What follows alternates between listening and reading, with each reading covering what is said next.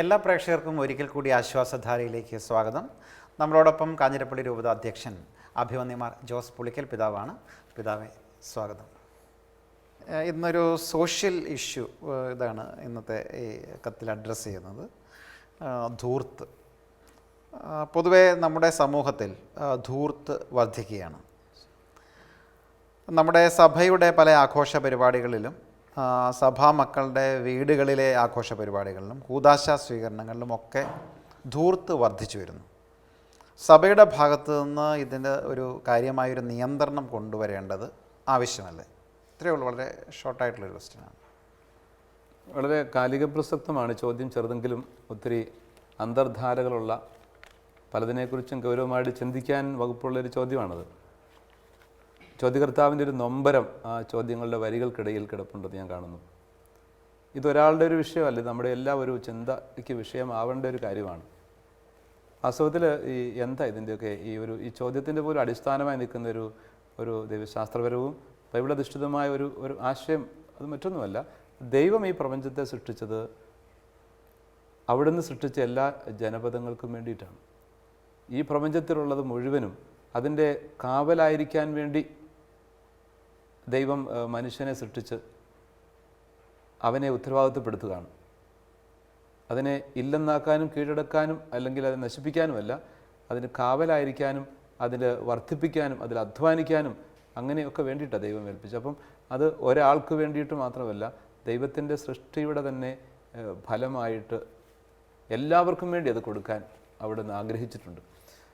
അപ്പം ദൈവത്തിൻ്റെ സൃഷ്ടി ഈ ഭൂമുഖത്ത് മനുഷ്യൻ എത്ര കണ്ട് സ്വാർത്ഥമില്ലാതെ പങ്കുവെക്കുന്നുവോ അത്രയേറെ അതിൻ്റെ പൂർണ്ണതയിലേക്ക് എത്തുകയാണ്. ദൈവത്തിൻ്റെ സ്വപ്നങ്ങൾ അങ്ങനെയാണ്. എല്ലാവർക്കും ആവശ്യമുള്ള വിഭവങ്ങൾ ഈ പ്രപഞ്ചത്തിൽ ദൈവം ക്രമീകരിച്ചിട്ടുണ്ടെന്ന് പറഞ്ഞാൽ അത് സത്യമാണ്. കാരണം ഓരോ ദിവസത്തെയും സൃഷ്ടിയെയും കുറിച്ച് ഉൽപ്പത്തി പുസ്തകം 1-ാം അധ്യായത്തിൽ പറയുമ്പോൾ അവിടെ നിന്നെല്ലാം നല്ലതാണെന്ന് കണ്ടു.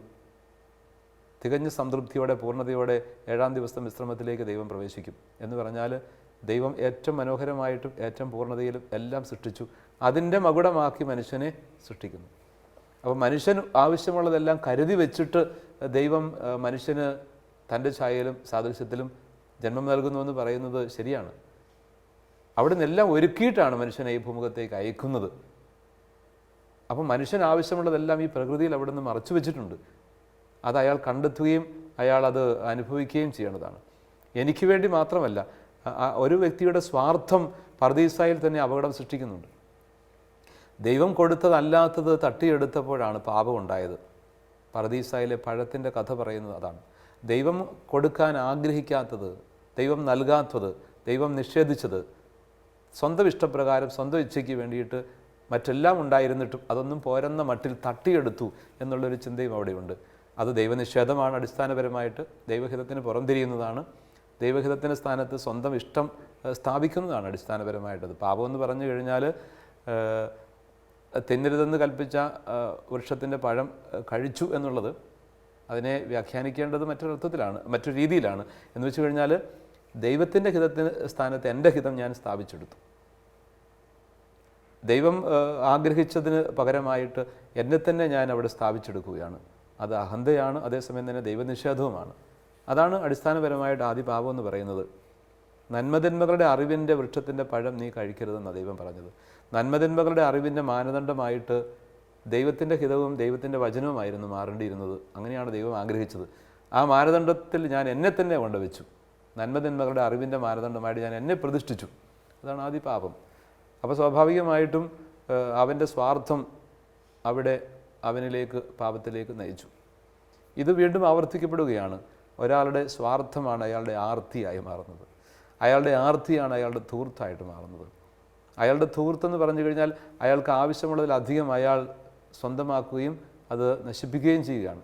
അവരന് കൊടുക്കേണ്ടത്, അർഹമായത് കൊടുക്കാതെ ഞാൻ എനിക്ക് വേണ്ടി ആർത്തി പൂണ്ട് നേടി അത് വീണ്ടും വീണ്ടും എൻ്റെ സ്വന്തമാക്കി വെക്കുകയും നശിപ്പിച്ചു കളയുകയും ചെയ്യുന്നു. അത് ധൂർത്താണ്. അപ്പോൾ തീർച്ചയായിട്ടും വിശുദ്ധ ഗ്രന്ഥത്തിന് ഘടകവിപരീതമാണ്, സുവിശേഷ ദർശനങ്ങൾക്കെതിരാണ്. ആദിമ സമൂഹത്തെക്കുറിച്ച് പറയുന്നത് അവർ എല്ലാം അപ്പസ്തോലന്മാരുടെ പാദാന്തികത്തിൽ സമർപ്പിച്ചു, എല്ലാം തുല്യമായിട്ട് പങ്കുവെച്ചു എന്നൊക്കെയാണ്. അത് ആ ചെറിയ സമൂഹത്തിൻ്റെ അനുഭവമാണ്. ആ ചെറിയ സമൂഹത്തിൻ്റെ ആദിമ സമൂഹത്തിൻ്റെ അനുഭവം അതിൻ്റെ ആ ആന്തരിക അർത്ഥത്തിലും ചൈതന്യത്തിലും ഇന്നും തുടരേണ്ടതാണ്. അപ്പോൾ സഭയുടെ കൂട്ടായ്മയിൽ എല്ലാവരും ചേർന്ന് നിന്നുകൊണ്ട് ഒരുമിച്ച് പങ്കുവയ്ക്കുന്നുവെന്ന് അതിൻ്റെ അർത്ഥം. വിശാലമായ അർത്ഥത്തിൽ എല്ലാവർക്കും വേണ്ടി, ജാതിമത വ്യത്യാസങ്ങൾക്ക് അതീതമായി എല്ലാവരും ദൈവത്തിൻ്റെ മക്കളാണ്. ആ ദൈവത്തിൻ്റെ മക്കൾ ഒരുമിച്ച് പങ്കുവെച്ച് ജീവിക്കുക എന്നുള്ളത് ദൈവഹിതമാണ്. അപ്പോൾ അവരെൻ്റെ ആവശ്യങ്ങൾ എൻ്റെ ആവശ്യങ്ങളായിട്ട് മാറേണ്ടതുണ്ട്. മാറുന്നില്ലെങ്കിൽ അവിടെ അപകടമുണ്ടെന്നുള്ള അതിൻ്റെ അർത്ഥം. ഒരു ധൂർത്തപുത്രൻ്റെ കഥ തന്നെ ബൈബിളിൽ ഈശോ പറയുന്നുണ്ട്. ധൂർത്തപുത്രൻ എന്ന് പറയുന്നയാൾ ഇളയ പുത്രനാണ്.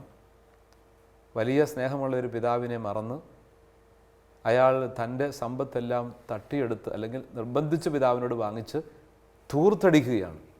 ധൂർത്തടിക്കുന്നത് അയാളുടെ ഇഷ്ടത്തിന് വേണ്ടിയിട്ട് എല്ലാം അയാൾ തന്നെ സമർപ്പിച്ചിട്ട് ആവശ്യമുള്ളതല്ല അനാവശ്യമായ എല്ലാത്തിലും വ്യാപരിച്ചുകൊണ്ട് അങ്ങനെ എല്ലാം നശിപ്പിച്ചു കളയുകയാണ്. അതൊരു വലിയ ധൂർത്താണ്. അത് തികച്ചും പാപകരമായ പ്രവൃത്തിയാണെന്ന് സുവിശേഷം തന്നെ, ലൂക്കാ സുവിശേഷം 15-ാം അധ്യായത്തിലെ ഉപമയിലൂടെ ഈശോ പറഞ്ഞു വെക്കും. മാനസാന്തരത്തിൻ്റെ കഥയാണ് അവിടെ പറയുന്ന പ്രധാനപ്പെട്ട പ്രമേയമെങ്കിലും അവിടെ സംഭവിക്കുന്ന ഒരർത്ഥത്തിൽ പറഞ്ഞ ഒരു ധൂർത്താണ്. ധൂർത്തപുത്രൻ എന്ന് തന്നെ വിളിക്കാറുമുണ്ടല്ലോ. അതുകൊണ്ട് അവൻ തിരിച്ചു വരികയാണ്. തിരിച്ചു വരുമ്പോൾ എല്ലാം തിരിച്ചറിഞ്ഞുകൊണ്ടൊരു സമർപ്പണത്തിലേക്ക് മടങ്ങുകയാണ്. അവിടെ ഒരു ജ്യേഷ്ഠനുണ്ട്, ഒരു മൂത്ത പുത്രൻ. ആ മൂത്ത പുത്രനും പങ്കുവയ്ക്കാൻ തയ്യാറില്ലാത്തയാളാണ്. ആ അർത്ഥത്തിൽ അയാളും ഒരു ധൂർത്തനാണെന്ന് പറയാൻ പറ്റും. ഇതിനൊരു ബൈബിൾ അധിഷ്ഠിതമായ ഒരു മാനമാണ്. നമ്മളതിനെ ഇനി പ്രായോഗിക തലത്തിലേക്ക് കൊണ്ടുവരുമ്പോൾ തീർച്ചയായിട്ടും നമ്മുടെ ആഘോഷങ്ങളിലൊക്കെ ഒരുപാട് ധൂർത്തുണ്ട് എന്നുള്ളത് തിരിച്ചറിയേണ്ട ഒരു സത്യം തന്നെയാണ്.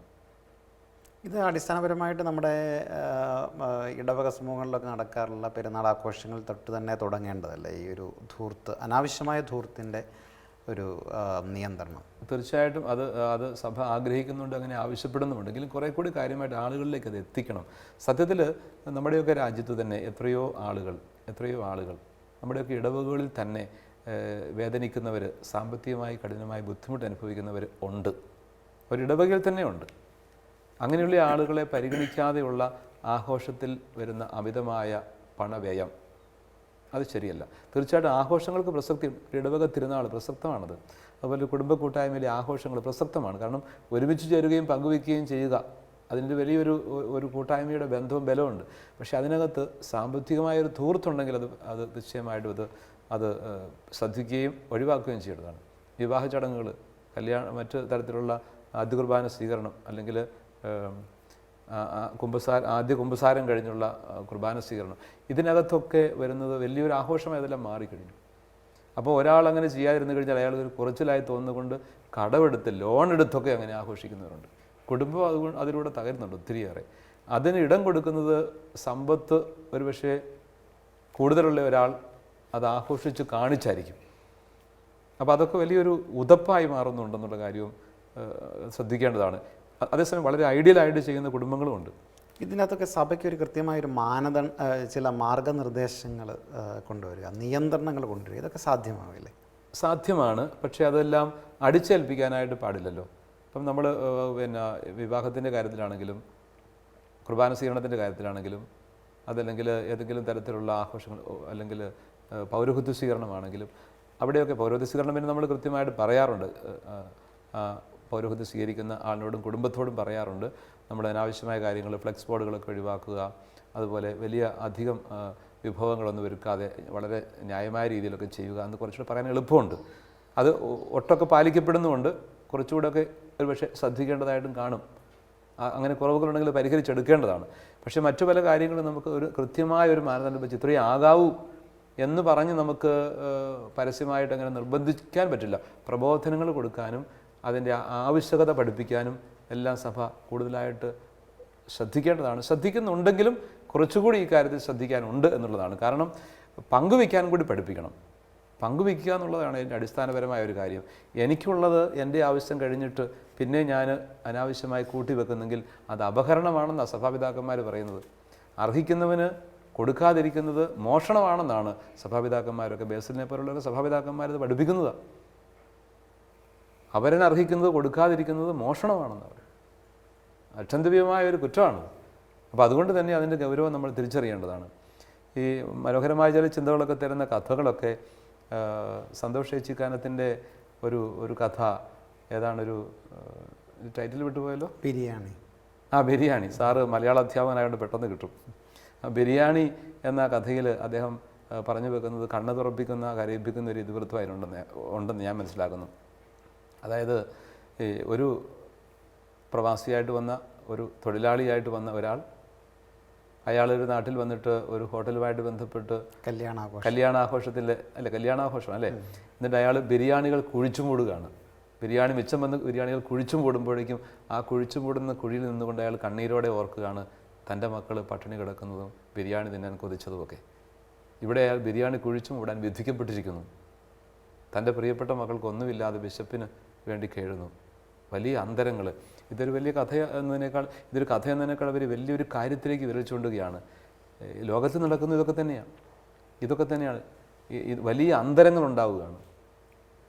നമ്മുടെയൊക്കെ ഭാരതത്തിൽ ഇത് തന്നെ അന്തരങ്ങൾ. കോർപ്പറേറ്റുകൾ പിടിമുറുക്കുന്നു, അവർക്കെല്ലാം സമാഹരിച്ചെടുക്കാനായിട്ടുള്ള അവസരങ്ങൾ ഒരുക്കുന്നു. ഒരു പരിധിവരെ അതിനുള്ള ഭരണ സംവിധാനങ്ങൾ പോലും അങ്ങനെയുള്ളവർക്കൊക്കെ ഒരുപക്ഷെ അവസരങ്ങൾ ഒരുക്കുന്നു. അങ്ങനെയുള്ള സാഹചര്യത്തിൽ പാവങ്ങൾ വീണ്ടും പാവങ്ങളായി മാറുന്നു. ഇന്ത്യയിലെ ബിലോ പോവർട്ടി ലൈനിൽ ജീവിക്കുന്ന ധാരാളം ആളുകൾ, 10-28% അങ്ങനെയുണ്ട്. അങ്ങനെ ജീവിക്കുന്ന ആ ഒരു വലിയ ജനത വീണ്ടും പാവപ്പെട്ടവരായി അങ്ങനെ തന്നെ അധപതിക്കുന്നു. അവർ വളർന്നു വരാൻ വേണ്ടിയിട്ട് ഉള്ള വലിയ പ്രവർത്തന സാധ്യതകൾ ഇല്ലെന്നാക്കുന്ന സംവിധാനങ്ങൾ പോലും ഇന്ന് വർദ്ധമാനമാകുന്നു. അതുകൊണ്ട് ഇതൊരു വലിയ പ്രതിസന്ധിയാണ്. പാവപ്പെട്ടവൻ വീണ്ടും പാവപ്പെട്ടവനാവുകയും സമ്പന്നൻ വീണ്ടും പണക്കാരനായി ഉയരുകയും ചെയ്യുമ്പോൾ ഉണ്ടാകുന്ന അന്തരങ്ങൾ, ഉണ്ടാക്കുന്ന വലിയ ഗ്യാപ്പ്, അത് നമുക്ക് നമ്മുടെ കൊച്ചു സാഹചര്യത്തിൽ നിന്നുകൊണ്ട് നമ്മൾ ഒഴിവാക്കിയെടുക്കാൻ സാധിച്ചാൽ അത്രയും മനോഹരമായി ആ മുഖം, നമ്മുടെ നാടിൻ്റെ മുഖം എൻ്റെ വീടിൻ്റെ മുഖം തന്നെയായിട്ട് മാറണം. എൻ്റെ വീടിൻ്റെ മുഖത്തെൻ്റെ നാടുണ്ട്, എൻ്റെ നാട് എൻ്റെ വീട്ടിൽ പ്രതിഫലിക്കുന്നുണ്ട്. നമ്മുടെ വീട്ടകത്ത് തന്നെ ഈ അന്തരങ്ങളില്ലാതെ നമുക്ക് പെരുമാറാൻ പറ്റുമെങ്കിൽ, ഓരോരുത്തർക്കും അർഹമായ പരിഗണന കൊടുക്കാൻ സാധിക്കുന്നെങ്കിൽ, സ്വത്ത് പങ്കുവയ്ക്കുന്നത് തന്നെ കൃത്യമായി പങ്കുവയ്ക്കാൻ പറ്റുന്നെങ്കിൽ, അവിടെയൊക്കെ ഉണ്ട് ഈ പങ്കുവയ്ക്കലിൻ്റെ ഒരു മാനം. ധൂർത്തിൻ്റെ ഒരു ക്രിയാത്മകമായ ഭാവാത്മകമായ ഒരു മാനമാണ് പങ്കുവയ്ക്കലെന്ന് പറയുന്നത്. ധൂർത്തിനെ പിടിച്ചു കെട്ടാൻ പങ്കുവയ്ക്കലിലൂടെ പറ്റുള്ളൂ. പങ്കുവയ്ക്കാൻ വേണ്ടി വിളിക്കപ്പെട്ടവരാണ് നമ്മൾ എല്ലാവരും. ക്രൈസ്തവ ദർശനം തന്നെ പങ്കുവയ്ക്കലിൽ അധിഷ്ഠിതമാണ്. ട്രിനിറ്റി, ത്രിയേക ദൈവം എന്ന് പറയുന്ന ദൈവം തന്നെ പങ്കുവയ്ക്കലിൻ്റെ മൂർത്തിമ ഭാവമാണ്. ആ ദൈവത്തെ നോക്കിയാണ് നമ്മൾ പഠിക്കേണ്ടത്, ദൈവഛായയിൽ സൃഷ്ടിക്കപ്പെട്ടവർ എന്നുള്ളതാണ് സത്യം. അതുകൊണ്ട് എൻ്റെ കൊച്ചു വീട്ടിൽ തന്നെ ഞാൻ മക്കൾ പങ്കുവച്ച് ജീവിക്കാനായിട്ട് ആദ്യ പാഠങ്ങൾ പഠിപ്പിക്കുമ്പം അവർ പിന്നെ അടുത്ത ക്ലാസ്സിൽ എത്തുമ്പോഴും അങ്ങനെ പങ്കുവച്ച് തുടങ്ങും. പാവപ്പെട്ടവരിൽ ആ പങ്കുവയ്ക്കേണ്ടതിൻ്റെ ആവശ്യകത തിരിച്ചറിഞ്ഞുകൊണ്ട് അവർക്ക് ഉള്ളതിൽ നിന്ന് കൊടുക്കാനായിട്ട് മനസ്സുണ്ടാവും. അങ്ങനെ ഒരു മനോഭാവത്തിലേക്കാണ് വളരേണ്ടത്. സുന്ദരമായ ഒരു കഥ ഈശോ പറഞ്ഞു വെക്കും, ധനവാൻ്റെ ലാസറിൻ്റെ ഉപമ അല്ലേ. ധനവാൻ വാസ്തവത്തിൽ ലാസറിനെ ഒന്നും ചെയ്തില്ല, ഉപദ്രവിച്ചില്ല. പക്ഷേ അയാൾ നിത്യമായ ശിക്ഷയിലേക്ക് പോയി എന്നാണ് തിരുവചനത്തിൽ കർത്താവ് പറഞ്ഞു വെക്കുന്നത്. അയാൾ ആ ലാസറിനെ ഇവിടെ കിടക്കാൻ അനുവദിച്ചെങ്കിൽ പോലും അയാളുടെ ധൂർത്ത് അയാളെ പാപത്തിലേക്ക് നയിക്കുകയാണ് ചെയ്തത്. അയാൾ ആവശ്യത്തിലധികം കഴിച്ചു, വീണ്ടും ആഹരിച്ചു, എല്ലാം തനിക്ക് വേണ്ടി സൂക്ഷിച്ചു വെച്ചു. ലാസറിന് പൊഴിഞ്ഞു വീഴുന്നത് മാത്രം കിട്ടി. അവരുടെ അന്ത്യം അപകടകരമായിരുന്നു, നിത്യമായ നാശത്തിലേക്കും രക്ഷയിലേക്കും. അപ്പോൾ ആ തരത്തിലുള്ള ലാസർ വലിയ സൗഭാഗ്യത്തിലേക്ക്, അബ്രാഹത്തിൻ്റെ മടിയിലേക്ക് പ്രവേശിക്കുന്നു, അല്ലെങ്കിൽ സ്വർഗത്തിലേക്ക് പ്രവേശിക്കുന്നു. ധനവാനാകട്ടെ നിത്യമായ നാശത്തിലേക്കും. ഒന്നും ചെയ്തില്ല, അതൊരു സിൻ ഓഫ് ഒമിഷൻ എന്നാണ് അതിനെ നമ്മൾ മനസ്സിലാക്കുന്നത്. Sin of ഒമിഷനാണത്. ചെയ്യേണ്ടവ ചെയ്യാതിരിക്കുക എന്നുള്ള ഗൗരവമായ ഒരു തെറ്റ് അവിടെ സംഭവിച്ചു. ഇത് വാസ്തവത്തിൽ ഏറ്റുപറയേണ്ട പാപങ്ങളാണ്. കുമ്പസാരവേദിയിലും ദൈവസന്നിധിയിൽ ഏറ്റുപറയേണ്ട പാപങ്ങളാണിത്. ചെയ്യേണ്ടവ കാര്യങ്ങൾ ചെയ്യാതിരിക്കുക എന്നുള്ളത് വലിയ ഗൗരവമായ തെറ്റായിട്ട് ചിലപ്പോഴെല്ലാം മാറുന്നു. ചെറിയ ചെറിയ പാപങ്ങൾ നമ്മൾ ചിലപ്പോൾ ഗൗരവമായിട്ട് പറയുകയും ഇങ്ങനെയുള്ള വലിയ പാപങ്ങൾ അറിയാതെ വിഴുങ്ങുകയും ചെയ്യാൻ ഇടയുണ്ട്. അങ്ങനെ സംഭവിക്കാറുണ്ട്.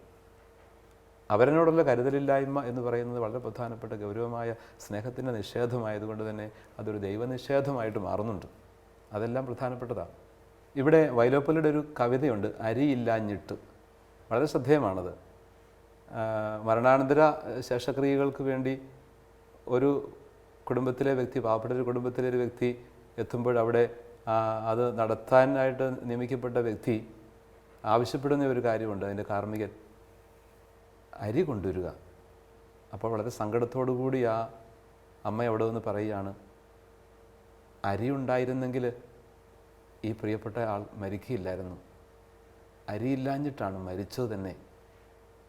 എന്തൊരു വലിയ ചിന്തയാണ്. അവസരത്തിൽ അത് അവരുടെ സങ്കടങ്ങൾ അറിയാൻ പറ്റാതെ പോകുന്ന ജീവിതശൈലികളും ഒരുപക്ഷെ ആരാധനകൾ പോലും എന്ന് ഇവിടെ വിശേഷിപ്പിക്കപ്പെടാം. അവരനെ അറിയാത്ത ആരാധനകളുടെ അർത്ഥം നഷ്ടപ്പെടുന്ന വിധം അധപതിക്കുകയും ചെയ്യുന്നുണ്ട്. അതുകൊണ്ട് മനുഷ്യൻ്റെ സങ്കടങ്ങൾ അവഗണിച്ചുകൊണ്ട് നമുക്ക് ദൈവത്തെ ആരാധിക്കാനും പറ്റില്ലെന്നാണ് അതിൻ്റെ ഒരു വായന. അങ്ങനെയൊക്കെ ചിന്തിക്കുമ്പോഴാണ് ഇതിന് വലിയ പ്രസക്തി ഉണ്ടാകുന്നത് ഞാൻ കരുതുകയാണ്. അപ്പോൾ തീർച്ചയായിട്ടും ഇങ്ങനെയുള്ള ആഘോഷ പരിപാടികൾ, ബർത്ത്ഡേ പാർട്ടീസ് ഇതൊക്കെ നടത്തുമ്പോൾ നമ്മുടെ അടുത്തുള്ള ഈ തരത്തിലുള്ള ശുശ്രൂഷ കേന്ദ്രങ്ങൾ, അനാഥാലയങ്ങൾ, മാനസിക രോഗികളെ സംരക്ഷിക്കുന്ന ഇടങ്ങൾ, ഇവരോടൊക്കെ ചേർന്ന് നിന്നുകൊണ്ട് ഇത്തരം ആഘോഷങ്ങൾ സംഘടിപ്പിക്കുന്ന ഒരു സംസ്കാരം ഉയർത്തിക്കൊണ്ട് വരുന്നത് എന്തുകൊണ്ടും നല്ലതല്ലേ? വളരെ നല്ലതാണ്, നല്ല നിർദ്ദേശമാണത്. നമ്മളങ്ങനെ സഭയിൽ അത് പ്രൊമോട്ട് ചെയ്യുന്നുണ്ട് ഒത്തിരി. ദൈവത്തിൻ്റെ ഒരു വലിയ കൃപ അത് നമ്മൾ അവിടെയെല്ലാം കാണുന്നുണ്ട്.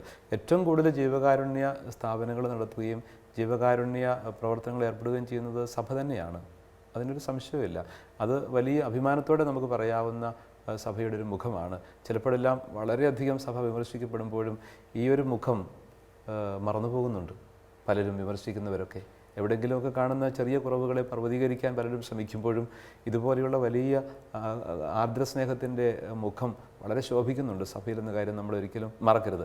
പക്ഷേ അതുകൊണ്ടൊന്നും അത് വേണ്ടത്ര ഉണ്ടെന്ന് പറഞ്ഞു വെക്കുകയല്ല, ഇനിയും കുറേ കൂടി അങ്ങനെ വരേണ്ടിയിരിക്കുന്നു. അങ്ങനെയൊക്കെ ആളുകൾ ഇന്ന് പല ആളുകളും മുമ്പോട്ട് വരുന്നുണ്ട്. അവരുടെ വിവാഹ പാർട്ടികളൊക്കെ ചുരുക്കിയിട്ട് ഒരു ആശ്രമത്തിൽ വെച്ചത് അതിൻ്റെ ആശ്രമത്തിൽ എന്ന് വെച്ച് കഴിഞ്ഞാൽ അതിനുള്ളൊരു ജീവകാരുണ്യ സ്ഥാപനത്തിൽ അവിടുത്തെ അന്തേവാസികൾക്ക് ഭക്ഷണം കൊടുത്തുകൊണ്ടൊക്കെ ആ ആഘോഷം ഒതുക്കുന്നവരുണ്ട്. അതുപോലെ ഞാൻ ഓർക്കുന്നുണ്ട്, ഒരാൾ എനിക്ക് വളരെ അടുത്ത ബന്ധത്തിൽപ്പെട്ട ഒരു വ്യക്തി തന്നെയാണ്. ഒരു വിവാഹ ചടങ്ങ് നമുക്കറിയാമല്ലോ, മനസ്സമ്മതം, ഒത്തുകല്യാണമുണ്ട്, അതുപോലെ തന്നെ വിവാഹമുണ്ട്. രണ്ടും ഇപ്പോഴത്തെ രീതിയിൽ രണ്ട് വീട്ടിലെ ആഘോഷങ്ങളായിട്ടാണ്. പെൺവീട്ടിലെ ആഘോഷമാണ് ഒത്തുകല്യാണം, മനസ്സമ്മതം വലിയ ആഘോഷമാകരുത്, കല്യാണം പോലെയാണ്. അതുപോലെ കല്യാണം എന്ന് പറയുന്നത് നമ്മുടെ രീതിയിലനുസരിക്കുകയാണെങ്കിൽ ചെറുക്കൻ്റെ വീട്ടിലെ ആ ഒരു ആഘോഷമായിട്ട്. അപ്പോൾ രണ്ടും പൊടിക്കണം, ഒന്നും കുറയാൻ പാടില്ല എന്ന രീതിയിൽ മത്സരിച്ച് ഇല്ലാത്ത പണവും കൂടെ എവിടുന്നേലും ഉണ്ടാക്കിയെടുത്തൊക്കെ കഷ്ടപ്പെട്ട് അതിനുശേഷം പിന്നെ ഒത്തിരി വേദനിക്കുകയും ചെയ്യുന്നു. അതൊരു അഭിമാനമായിട്ട് മാറുന്നു. പക്ഷേ ഈ ഒരു ഞാൻ പറഞ്ഞ ഈ കുടുംബക്കാർ ഒരുമിച്ച് ആലോചിച്ചു, ഒരു കാര്യം ചെയ്യാം, നമുക്ക് ഈ മനസ്സമ്മതം എന്ന് പറയുന്നത് വാസ്തവത്തിൽ ഒരു ചെറിയ കർമ്മമാണത്, പള്ളിയിലെ ഒരു പ്രാർത്ഥനയിൽ ഒതുങ്ങുന്നതാണത്. ഒരുമിച്ച് പങ്കുവെച്ച് വിവാഹ ജീവിതത്തിലേക്ക് പ്രവേശിക്കുവാനുള്ള ഒരുക്കത്തിൻ്റെ നാളുകൾക്ക് അവർ തങ്ങളെ തന്നെ സമർപ്പിക്കുകയാണ്. അപ്പോൾ ആ വിവാഹ ജീവിതത്തിലേക്കുള്ള ഒരുക്കത്തിനുള്ള സമ്മതം കൊടുക്കലാണ് അവിടെ, വാഗ്ദാനമാണത്. അതൊരു ഒരുക്ക നാളുകളിലേക്ക് നയിക്കുന്നു. അതൊരു കൂദാശയല്ല, കൂദാശ വിവാഹമാണ്. അപ്പോൾ അവിടെ ആഘോഷം രണ്ടുപേരും കൂടെ അങ്ങ് തീരുമാനിച്ച് ഒഴിവാക്കി. എന്നിട്ട് രണ്ടുപേരും കൂടെ ഷെയർ ചെയ്തുകൊണ്ട് സാധാരണ രീതിയിലുള്ളൊരു വിവാഹം നടത്തി. അപ്പോൾ ആ ചിലവ് നേരെ പകുതിയായിട്ട് കുറഞ്ഞു. എന്നിട്ട് ആ തുക അവർ ഈ ഒരു മക്കളുടെ നിയോഗാർത്ഥം, പുതുതായിട്ട് രൂപം കൊള്ളുന്ന ഈ കുടുംബത്തിൻ്റെ നിയോഗാർത്ഥം അർഹിക്കുന്ന വ്യക്തികൾക്കായിട്ട് പങ്കുവെച്ചു, ജീവകാരുണ്യ സ്ഥാപനത്തിനൊക്കെ കൊടുത്തു. മനോഹരമായൊരു ഉദാഹരണമാണത്. മറ്റു പലർക്കും അനുകരണീയമായിട്ട് എനിക്ക് തോന്നി. ഞാനത് അങ്ങനെ എടുത്തു പറയുകയും ചെയ്തു അതിൽ പങ്കെടുത്തപ്പോൾ. വാസ്തവത്തിൽ ഇങ്ങനെയൊക്കെ നന്നായിട്ട് ചിന്തിച്ച് പ്രവർത്തിക്കുന്ന ധാരാളം ആളുകൾ മുമ്പോട്ട് വരുന്നുണ്ട്. അത് വളരെ ശുഭോദർക്കമായൊരു കാര്യമാണ്. സഭ അങ്ങനെയുള്ളതിനെ കൂടുതൽ പ്രോത്സാഹിപ്പിക്കുകയും ഈ പ്രബോധനങ്ങൾ നൽകുകയും ചെയ്യേണ്ടത് ആവശ്യമാണ്. ധൂർത്തിൻ്റെ ഒരു ക്രിയാത്മക മുഖമെന്ന് പറയുന്നത് സ്നേഹത്തിൻ്റെ ധൂർത്ത്. അത് ധൂർത്തപുത്രൻ്റെ കഥയിൽ തന്നെ ഈശോ അവതരിപ്പിക്കുന്ന ഒരു ക്രിയാത്മക മുഖമാണത്. സ്നേഹം ധൂർത്ത് അടിക്കുന്ന ഒരപ്പൻ, പിതാവ്. ഇന്ന് പല കുടുംബങ്ങളിലും ധൂർത്തെന്ന് പറയുന്ന സാമ്പത്തിക ധൂർത്ത് വർദ്ധിക്കുകയും സ്വാർത്ഥം വർദ്ധിക്കുകയും ചെയ്താലും സ്നേഹത്തിൻ്റെ ധൂർത്ത് തീരെ കുറഞ്ഞ് ദാരിദ്ര്യത്തിലേക്ക് എത്തും. ഇപ്പോൾ സ്നേഹത്തിൻ്റെ ദാരിദ്ര്യം അനുഭവിക്കുന്ന ഒരുപിടി കുടുംബങ്ങളുണ്ട്. സമ്പന്നരായിട്ട് നമ്മൾ കാണുന്ന പല കുടുംബങ്ങളിലും കൊടിയ സ്നേഹദാരിദ്ര്യം പടർന്നു പിടിച്ചിട്ടുണ്ട്. ശരിയല്ലേ? ഈ കൊടിയ സ്നേഹദാരിദ്ര്യത്തിൽ വല്ലാതെ ഇടറിപ്പോകുന്ന, മുറിഞ്ഞു പോകുന്ന ബന്ധങ്ങളുണ്ട്. വിവാഹം കഴിഞ്ഞ് വന്നിട്ട് കേവലം മാസങ്ങൾ കൊണ്ടോ 1 വർഷം 2 വർഷം കഴിയുമ്പോഴൊക്കെ ഈ താലിച്ചരട് പൊട്ടിച്ച് തരാൻ പറ്റുമോ എന്ന് ചോദിച്ചുകൊണ്ട് വിവാഹ കോടതികളുടെ പടികളിൽ നിൽക്കുന്ന ദമ്പതികൾ, സ്നേഹത്തിൻ്റെ ദാരിദ്ര്യം അനുഭവിച്ച അവർ. സമ്പത്തുണ്ട്, ധൂർത്തുണ്ട്, സ്നേഹത്തിൻ്റെ ദാരിദ്ര്യമാണത്. സത്യത്തിൽ സമ്പത്തുണ്ടാവേണ്ടത്, ധൂർത്തുണ്ടാവേണ്ടത് സ്നേഹത്തിലാണ്. സ്നേഹത്തിൻ്റെ ധൂർത്താണ് വാസ്തവത്തിൽ ആ മകനെ മാനസാന്തരപ്പെടുത്തി പിതാവിൻ്റെ സന്നിധിയിൽ എത്തിക്കുന്നത്. ഈശോ പറയുന്ന ആ ധൂർത്തപുത്രൻ്റെ കഥയിൽ. സ്നേഹധൂർത്തനായ പിതാവെന്ന് തന്നെ വിശേഷിപ്പിക്കും. അപ്പനെക്കുറിച്ചുള്ള ഓർമ്മയാണ്, അപ്പൻ്റെ സ്നേഹത്തെക്കുറിച്ചും കരുതലിനെക്കുറിച്ചുള്ള ചിന്തയാണ് അവനെ തിരികെ കൊണ്ടുവരാനുള്ളൊരു പ്രധാന പ്രചോദന ശക്തിയായി മാറുന്നത്. അപ്പം നമ്മുടെയൊക്കെ കുടുംബത്തിലും സമൂഹത്തിലും ജീവിക്കുന്ന ഇടങ്ങളിലും ഒക്കെ ഈ സ്നേഹത്തിൻ്റെ ഒരു ധൂർത്ത് ഒന്ന് വളർത്തിയെടുക്കുന്നതാണ്. മറ്റൊരു ധൂർത്തിന് പകരം ഒരു സ്നേഹധൂർത്ത് ഒന്ന് രൂപപ്പെടുത്തിയെടുക്കുക. സ്നേഹത്തിൻ്റെ ഒരു ഒരു ഒരു ഒരു ഒരു പൊലിമ പങ്കുവയ്ക്കൽ. ചില കുടുംബങ്ങളിലെങ്കിലും മാതാപിതാക്കൾ മക്കൾക്ക് സ്വത്ത് പങ്കുവെച്ച് കൊടുക്കാൻ എത്രയോ മടി കാണിക്കുന്നു. അങ്ങനെ കേട്ടിട്ടില്ലേ? എത്രയുണ്ടെങ്കിലും കൊടുക്കുകയില്ല. അതെല്ലാം ഞങ്ങൾ മരിക്കുന്നത് വരെ അല്ലെങ്കിൽ മരണാനന്തരം നീ അനുഭവിച്ചാൽ മതി. ഒരു വിൽപ്പത്രം എഴുതി വെക്കുക, അത്ര തന്നെ. അത് പിന്നീട് ഒത്തിരി പ്രശ്നങ്ങളിലേക്ക് എത്തിക്കുന്നു. ആരും വിട്ടുകൊടുക്കാൻ തയ്യാറല്ല. അപ്പൻ്റെ സ്നേഹം അവിടെ പങ്കുവയ്ക്കാനായിട്ട് അപ്പം തയ്യാറാകുന്നില്ല എന്നുള്ളതുകൊണ്ട് അതിൻ്റെ അർത്ഥം. അപ്പം ഇങ്ങനെയൊക്കെയുള്ള ഒരുപാട് പ്രശ്നങ്ങളുമായിട്ട് ബന്ധപ്പെട്ട് ഈ വിഷയത്തെ നമുക്ക് കൈകാര്യം ചെയ്യാനായിട്ട് പറ്റും. അതുകൊണ്ട് വാസ്തവത്തിൽ ഈ സ്നേഹം വേണ്ടുവോളം പങ്കുവയ്ക്കുകയും സമ്പത്ത് ആവശ്യത്തിന് പങ്കുവയ്ക്കുകയും ചെയ്താൽ എല്ലാം ആകുന്നു. സ്നേഹത്തിൻ്റെ ഒരു പങ്കുവയ്ക്കലിൻ്റെ ഒരു പ്രായോഗിക തലമാണ് വാസ്തവത്തിൽ സമ്പത്തും പങ്കുവയ്ക്കുക എന്നുള്ളത്. അപ്പോൾ എനിക്ക് എന്തുമാത്രം അർഹതയുണ്ട് എന്ന് ഞാൻ തന്നെയാണ് നിശ്ചയിക്കേണ്ടത്. അത് മറ്റുള്ളവരെക്കുറിച്ചുള്ള പരിഗണനയിൽ ഞാൻ എൻ്റെ മനസാക്ഷിയിൽ നിശ്ചയിക്കുമ്പോഴേ അതിന് അർത്ഥമുള്ളൂ. അല്ലെങ്കിൽ എനിക്ക് നിശ്ചയിക്കാം, എനിക്കിത്രയും വേണം, എനിക്കിത്ര വണ്ടികൾ വേണം, ഇത്രയെല്ലാം വേണം, ഇതെല്ലാം ആവശ്യമുണ്ടെന്ന് വേണം എനിക്ക് നിശ്ചയിക്കാം. പക്ഷേ ആ നിശ്ചയം നമ്മുടെ മനസാക്ഷിക്ക് നിരക്കുന്നതായിരിക്കുമോ? ഇല്ല. മനസാക്ഷിക്ക് നിരക്കുന്നതായിരിക്കണമെങ്കിൽ എന്ത് ചെയ്യണം? ചുറ്റുപാടുമുള്ളവരെ കൂടെ കണ്ടുകൊണ്ട്, അവരുടെ ആവശ്യങ്ങൾ അറിഞ്ഞുകൊണ്ട്, അവരെ കൂടെ മുമ്പിൽ കണ്ടുകൊണ്ട് എൻ്റെ മാനദണ്ഡങ്ങൾ ഞാൻ രൂപപ്പെടുത്തുമ്പോഴാണ് വാസ്തവത്തിൽ ആ മനസാക്ഷി നിർമ്മലവും ഉചിതവുമാകുന്നത്. ആ തീരുമാനങ്ങൾക്ക് പൂർണ്ണതയുണ്ടാകുന്നത്. നമുക്ക് പലപ്പോഴും പല ന്യൂസുകളും കിട്ടുന്ന പോലെ ലോകത്തിൻ്റെ എത്രയോ ഭാഗങ്ങളിൽ, ആഫ്രിക്കയിലും മറ്റുമൊക്കെ മണ്ണ് അപ്പമാക്കി തിന്നുന്ന ദാരിദ്ര്യത്തിൻ്റെ പടുകുഴി ജീവിക്കുന്ന ജീവിതങ്ങൾ. അതിന് ആഫ്രിക്ക വരെ തേടി പോകേണ്ട കാര്യമൊന്നുമില്ല. നമ്മുടെയൊക്കെ ഈ ഭാരതത്തിൽ പോലും എത്രയോ പട്ടിണിപ്പാവങ്ങളും പട്ടിണിക്കോലങ്ങളും, പ്രത്യേകിച്ച് നോർത്ത് ഇന്ത്യയുടെ പല ഭാഗത്തേക്കും പോയി കഴിഞ്ഞാൽ, കേരളത്തിൽ പോലും. അപ്പോൾ നമുക്ക് അതൊന്നും അവഗണിച്ചുകൊണ്ട് നമ്മുടെ ജീവിതക്രമങ്ങളെ ചിട്ടപ്പെടുത്താനായിട്ട് പറ്റുകയില്ല. അതിനൊരു വലിയ ഒരു വിശാലമായ കാഴ്ചപ്പാടും ദർശനവും ആവശ്യമാണ്. സുവിശേഷത്തിൻ്റെ ഒരു ദർശനം അതിനാവശ്യമാണ്. അങ്ങനെയുള്ള ഒരു ചിന്തയിലാണ് ഞാൻ എത്തി നിൽക്കുന്നത്. അതാണ് എനിക്ക് പങ്കുവയ്ക്കാനുള്ളത്. അതുകൊണ്ട് തീർച്ചയായിട്ടും ഈ ധൂർത്തിന് എതിരെയുള്ള ഒരു ശബ്ദം നമ്മുടെ എല്ലാം മനസാക്ഷിയിൽ നിന്നും ഉയരണം. നമ്മുടെ കുടുംബങ്ങളിൽ ആരംഭിക്കണം, ഇടവകയിൽ ആരംഭിക്കണം, സഭയുടെ കൂട്ടായ്മകളിലൊക്കെ അത് പ്രാവർത്തികമാക്കണം. അങ്ങനെ ഒരു വലിയ മാതൃക നൽകിക്കൊണ്ട് നമുക്ക് കുറച്ചുകൂടി മെച്ചപ്പെട്ട ഒരു മുഖം ലോകത്തിന് കൊടുക്കാൻ സാധിക്കുമെന്ന് ഞാൻ കരുതുകയാണ്. എന്തു പറയുന്നു സാറിന് വല്ലോ ചേർത്ത് കോംപ്ലിമെൻ്റ് ചെയ്യാൻ തോന്നുന്നുണ്ടോ? തീർച്ചയായിട്ടും. കുറച്ചുകൂടി സ്നേഹം പൂത്തുലയുന്ന ഒരു ലോകത്തിൽ ധൂർത്തുണ്ടാവില്ല. പങ്കുവയ്ക്കുന്ന, പരസ്പരം മനസ്സിലാക്കുന്ന, കരുതുന്ന ഒരു ലോകത്തിൽ ഒരിക്കലും ഇത്തരത്തിലുള്ള സ്വാർത്ഥതയ്ക്കോ ധൂർത്തിനോ ഇടമില്ല. നമ്മുടെ ഉള്ളിൽ തന്നെ രൂപപ്പെടുത്തിയെടുക്കേണ്ട ഒന്നാണ്. മനസാക്ഷിയിൽ, ആന്തരികതയിൽ, ഹൃദയത്തിൽ രൂപപ്പെടുത്തിയെടുക്കേണ്ട ഒരു വിത്താണ്. ആ വിത്ത് പടർന്ന് പന്തലിച്ച് ഫലം ചൂടട്ടെ എന്ന് ആത്മാർത്ഥമായിട്ട് പ്രാർത്ഥിക്കുന്നു, ആശംസിക്കുന്നു. നല്ല ദൈവമേ, അവിടുന്ന് ഞങ്ങൾക്ക് തന്നതെല്ലാം അങ്ങയുടെ ദാനമാണെന്ന് തിരിച്ചറിയുന്നു. എല്ലാം നിൻ്റെ ദാനമാണ്. മക്കളും സമ്പത്തും സാഹചര്യങ്ങളും അറിവും എല്ലാം നിൻ്റെ ദാനമാണ്. നീ ദാനമായി തന്നത് ദാനമായിട്ട് കൊടുക്കാനുള്ളതാണെന്ന് സത്യം ഞങ്ങൾ തിരിച്ചറിയട്ടെ. അങ്ങനെ ഉള്ളതിൽ നിന്നും ആവോളം പങ്കുവെച്ചുകൊണ്ട് ഞങ്ങൾ സമ്പന്നരാകുവാൻ, സ്നേഹത്തിൽ സമ്പന്നരാകുവാൻ, നന്മയിലും വിശുദ്ധിയിലും സമ്പന്നരാകുവാൻ ഞങ്ങളെ അനുഗ്രഹിച്ചാലും. അവിടുത്തെ അനുഗ്രഹത്തിൻ്റെ വലം കൈ നീട്ടി ഞങ്ങളെ ആശീർവദിക്കണമേ. താവിശ്വമിശിഹായുടെ കൃപയും പിതാവായ ദൈവത്തിൻ്റെ സ്നേഹവും പരിശുദ്ധാത്മാവിൻ്റെ സഹവാസവും നാം എവരോടും കൂടി ഉണ്ടായിരിക്കട്ടെ, ഇപ്പോഴും എപ്പോഴും എന്നേക്കും. ആമേൻ. ആവോളം വേണ്ടുവോളം നമുക്ക് ധൂർത്തടിക്കാം സ്നേഹം. അടുത്ത ആഴ്ച വീണ്ടും കണ്ടുമുട്ടാം. അതുവരെ നമസ്കാരം. നിങ്ങളുടെ സംശയങ്ങളും ചോദ്യങ്ങളും വാട്സാപ്പിലൂടെയും ഇമെയിലിലൂടെയും കത്തുകളിലൂടെയും ഞങ്ങളെ അറിയിക്കാം. WhatsApp number 9605818881.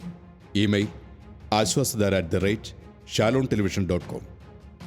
കത്തുകൾ അയക്കേണ്ട വിലാസം: the producer, Ashwasadhara, Shalom television, Peruvannamuzhi PO, Kozhikode 673528.